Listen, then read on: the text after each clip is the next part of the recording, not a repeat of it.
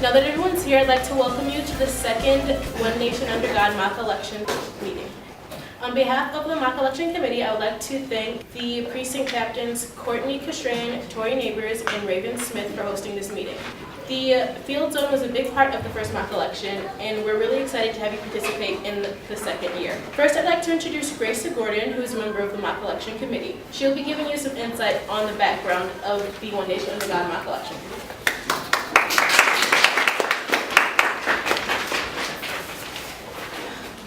First, I will go through a little history on the mock election. The mock election committee was started by my family during the election of 2012. Our goal with the mock election is to provide an activity for future voters to talk about historical elections and compare them to current political activities. This year, the focus is on crossing demographic lines to create a relationship. So, we invited people over the age of 62 to work with us. 6 precincts are working to include more senior citizens. To list a few, Co-op in the City, ACE, Academy, Palestra, and here, the Field Zone. Thank you. We're looking forward to an exciting year. Thank you, Gracia. Before City Clerk Banks speaks to us, Kyle Mitchell is going to give us a brief history of Southfield. Please join me in welcoming Kyle to the stage.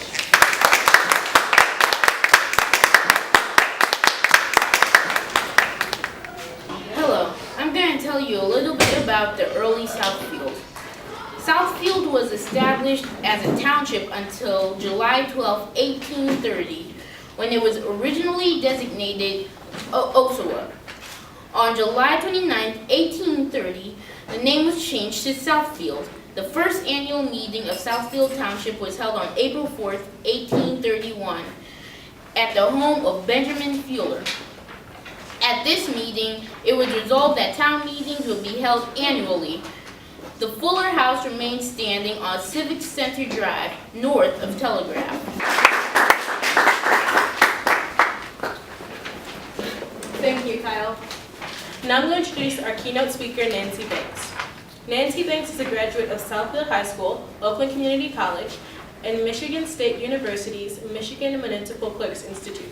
She's a lifelong resident of Southfield. Nancy Ellen Banks worked for the City Clerk office for 25 years prior to being elected as a City Clerk in 1999. Please help me welcome our City Clerk, Nancy Banks.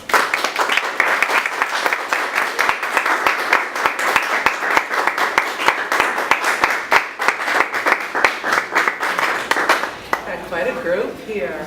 First of all, I'd like to say thank you for inviting me to the event this evening. As you heard, my name is Nancy Banks, and I am the City Clerk of this wonderful city of Southfield. And I have been involved, believe it or not, in elections. Are you guys ready? Like over 46 years.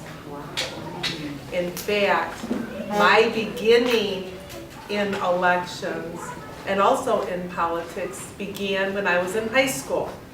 I was in 10th grade, and we had council day, and we were allowed to run for office, and we could run for either the mayor, the clerk, or the council for the city of Southfield. And if we won, we then were able to spend a day with the elected official. I remember going home and telling my parents that I wanted to run for city council, and I was going to put this whole campaign together. And they said, well, you know, Nancy, we don't have any money to do this. You're going to have to be creative and think outside of the box. And coming from a family where my father worked very hard, long hours, my mother was a stay-at-home mother, I had a brother who was handicapped and a little sister, I knew that I had to be creative if I wanted to win. So I went to some of my favorite restaurants along Telegraph Road and some of the businesses, and I said, I want to run for office, and will you help and support me? And they gave me different pieces of paper, colored board. I got magic markers from my house, and I ran for city council at the time, and I won. In fact, I was the highest vote getter. I made lapel pins and I said vote for Nancy Banks. And then I had the opportunity to spend the day with my city council at City Hall, and I said, you know what, I think one day I want to run for office. And I thought it was going to be city council, but it ended up I ran for city clerk. So my beginning with the election process really began when I was in high school, and it sparked my interest because I realized how important every vote was. And in my race in high school, my race was very, very close, and I think that the person who lost underneath me only lost by 25 votes. So if 25 more people had come out and voted for that person, I don't know, maybe I wouldn't be where I'm at today. You know, it's a right and a privilege to vote, and a lot of people take it for granted. And I hope each and every one of you encourage your parents to get out and vote. And let me tell you, in the city of Southfield, for a presidential election, we have about 50,000 ballots that are processed. Now, I brought a ballot to show. Can you imagine counting every single vote on 50,000 pieces of paper? I remember way back when we had the piece of paper. I started work 4 o'clock in the morning, and I didn't get home until 6 o'clock the following day because we were still counting. And my parents says, you have to come home, enough is enough, you know. You haven't even had any sleep, so we went from paper to the machines to the punch cards, and now we have the optical scan ballot, which is a machine. When you get your ballot, you color in the oval, and then you enter the ballot into the tabulator, and then the tabulator will read the votes and tally it for you. So we've come a long ways over the year from the paper ballot to the optical ballot. We have an election coming up in November. Does anyone know what election this is? For the governor? For the governor, very good.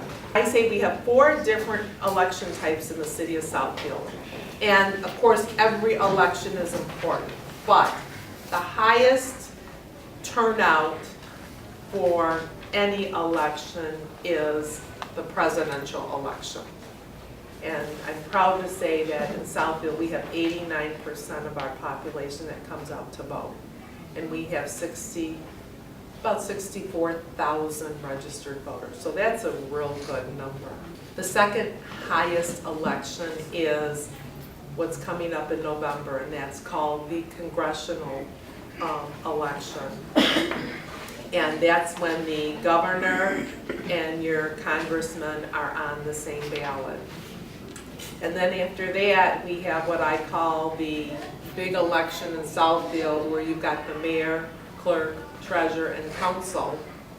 That's like the third highest voting election. And then we have the election where it's just council members only. And I brought a sample ballot so you can see. And if you want to pass this around, you can. I'll pass this around so you can see it. And you have to be 18 years old in order to vote, but you can be 16 years old to work at the polls. Does anyone have any questions? Yes? What is the hardest part about your job?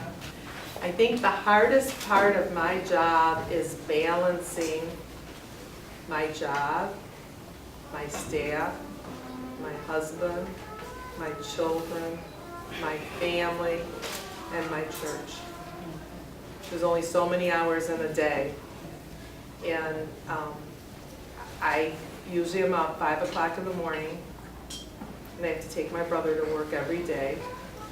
And if I work late at night, it just depends if I have to go to a church event afterwards. So that's the hardest, is trying to juggle and balance time so I can be with everyone and enjoy everyone. You're welcome. That's